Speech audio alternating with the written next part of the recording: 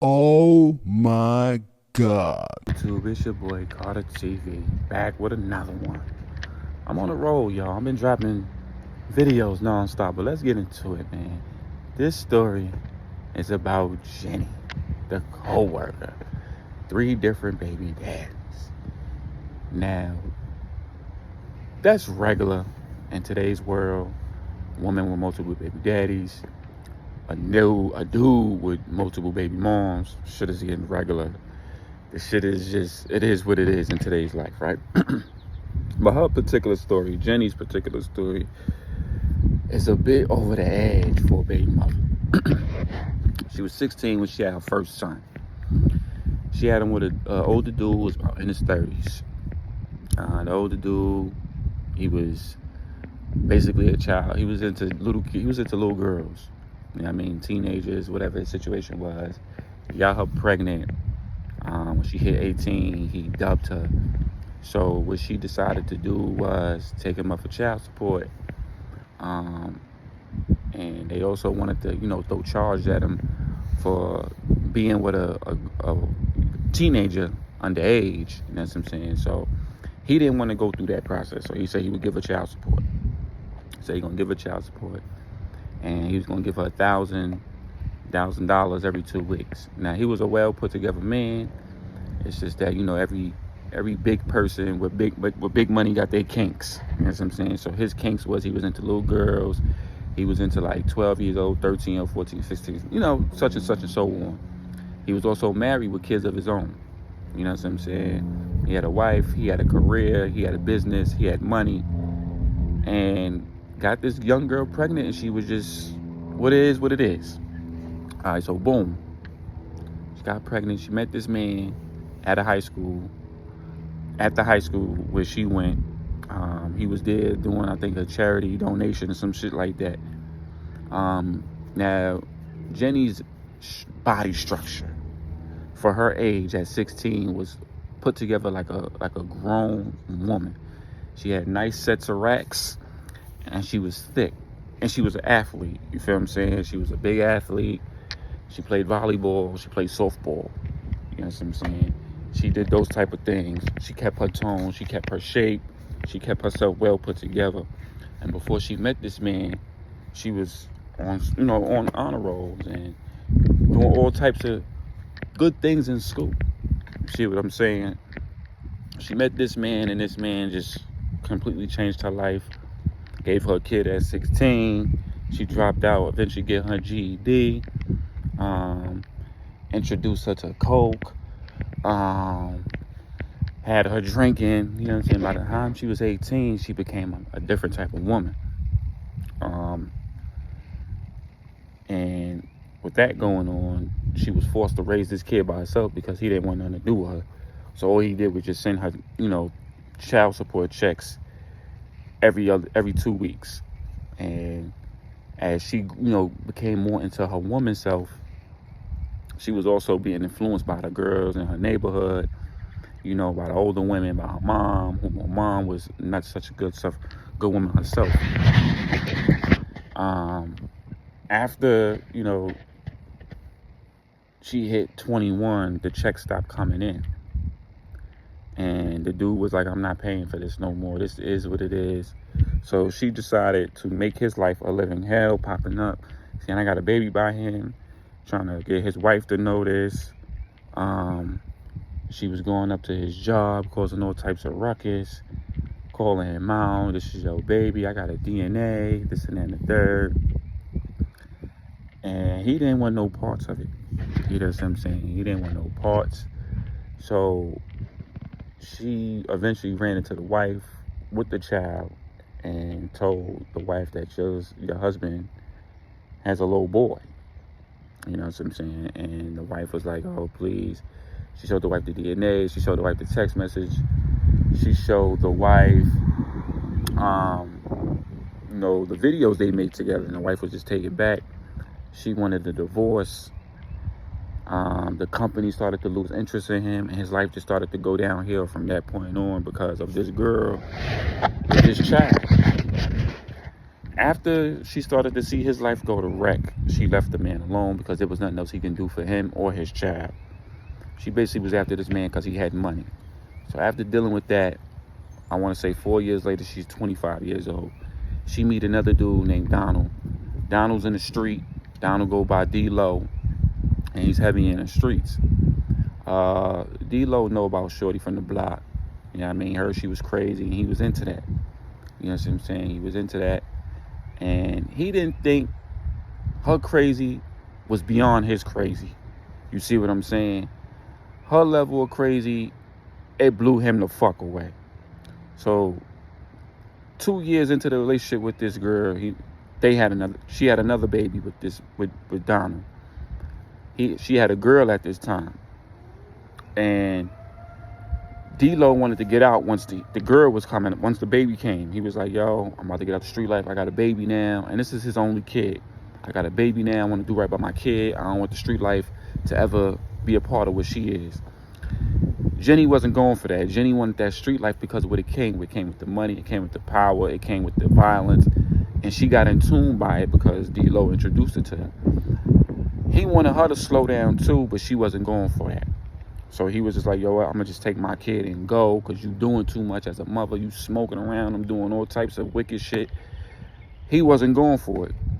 So she was like, you're not going to take my kid. You're not doing that. Unless you want the feds and your paroles to know what you got going on, I advise you to sit your ass the fuck down. He was like, what? You threatening me? So he beat her up. After she got beat up, she took it upon herself.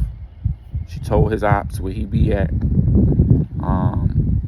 And she lined him up three times on 3 different occasions. The first time is after she got beat up. She lined him up with the ops. They shot at him, almost killing him, but he got away. The second time was a drug situation where somebody was buying something from him. You know what I'm saying? Some work. And she lined it up and told him that his gun wasn't loaded. Well, she unloaded the gun and gave it to him. And he went there with a gun with no bullets in it. They robbed him of his bread, beat him up, and went so forth from that point on. He came back home that day realizing, like, where she get all this money from, and he's putting 2 and 2 together. After that, it was the last final situation where he was like, I can't deal with this bitch. She's doing too much. He got himself a new girl, which this girl was more. She was on the legal side. She was into selling homes. She was also a lawyer, and she was a well put together woman who D-Lo was drawn to that. He ended up talking to this girl for about 6 months before the baby mother found out. She found out and wanted to beat the girl up, so she went there and shot the girl crib up with D-Lo inside. Shot the whole crib up, all that. D-Lo ends up, when he looked out the window to see when the shooting stopped, he seen that it was Shorty jumping in the whip, peeling off and giving him the finger as she dipped off type shit. So he was like, I can't deal with this bitch no more. This is too much. This is too much. This is too much. So, the woman he met, the lawyer situation, her name was Ashley. She was like, you need to go to the cops. And he was almost off of parole around this time when all this was going on. He was like, I just want to end my parole situation. She don't know when the date is. Once I get off parole, I'm going to deal with this situation. And then Ashley was like, you need to, because I just got my crib shot up. So D-Lo had a second stash of money somewhere where this money was for him to, get out the game and retire and do what he had to do. So he put that money into stocks. He invested into flipping homes. He invested into anything, that can get his money back. He invested his money into. He also bought another house in another state far away from this girl, Jenny.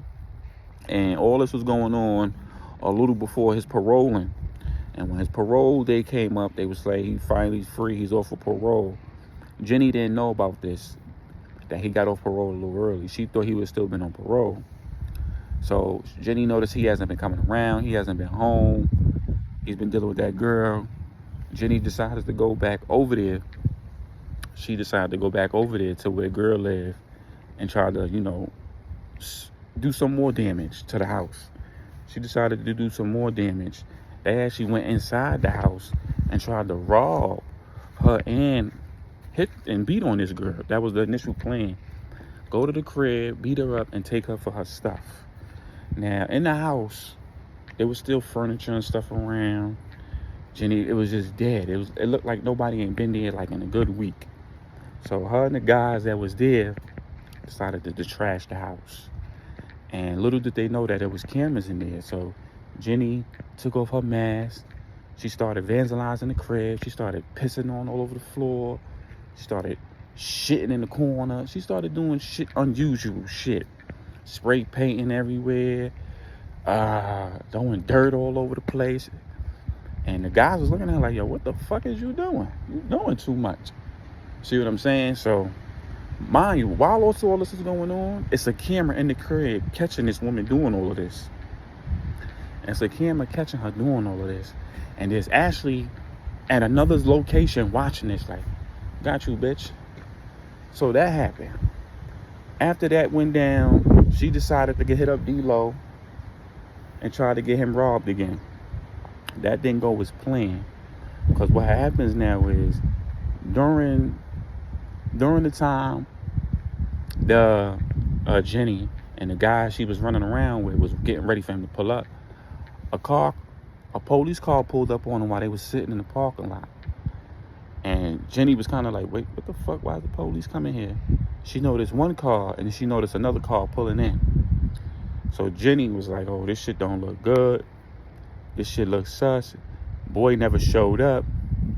So she jumped out the car and ran. She dipped off. While the other two guys, one of the guys stayed behind because it was his car. Cops ended up snatching him up, and they ended up finding a hammer on him. They took him to jail while the other two dipped. And when Jenny got further enough, she realized she seen a car from deep watching her, right? The car was tinted windows. It was tinted windows and everything. So when she seen the car drove off. And she didn't see who was inside. So she assumed it was D-Lo, right? She assumed it was D-Lo. After that happened, I want to say about 5 years later, you know what I'm saying? She's in her 30s now. 2 kids, son and a daughter. She meet another man. This man is a white man. You know what I'm saying? He's a white man, whatever. And this man is about 35 years old. He about a little 5, maybe 4 years older than her, whatever the situation is. And this man is a redneck. He's a redneck man. And he go by Daniel. Daniel was intrigued by Jenny because of her the way she carried herself. She was a little ghetto. She was a little ratchet. But she was fine as fuck. You know what I'm saying? So they met. They hit it off. And he was into all types of shit that she wasn't into. But the only reason why she was drawn by this man is because he was a blue-eyed man, tatted up, looked like your average white boy. He just looked good and he was well fit together. You know what I'm saying? So that going on. They hit it off. They was linking up in all types of situations. Linking up. And he was having a good run until he went to her robbing banks, robbing the check cashing places, robbing gas stations. He was into more robbing than she was. He was into more coke than she was. He was into heroin. He was in all types of shit. For this clean white boy to be where he was just into shit she couldn't imagine seeing herself doing until she got involved with this white man. And she was like, enough is enough. You see what I'm saying? I gotta get my shit together. She ends up getting pregnant by this man, having this man baby 3 years into their relationship. And he was abusive. He was controlling. He was a narcissist. And she just wasn't going for it. She had met her match in this white man. And she couldn't match his energy. Because when she decided she wanted to leave him, he blew her car up. Go ahead and leave now, bitch. Take you and your 3 ugly-ass kids with you. Mind you, one of those kids is his. You see what I'm saying? One of those kids was his. This is how you talk about your son? This is how you talk about your son? My son. You heard what you said? My son. So since that's my son, you leave him the fuck here. You get the fuck out with your two ugly ass other kids. He was all types of shit. You know what I mean? He told her talking to a coworker at work, he beat the coworker up, smacked her around a few times, and put her out. She decided to come back because she had nowhere else to go. This woman had to get away from this.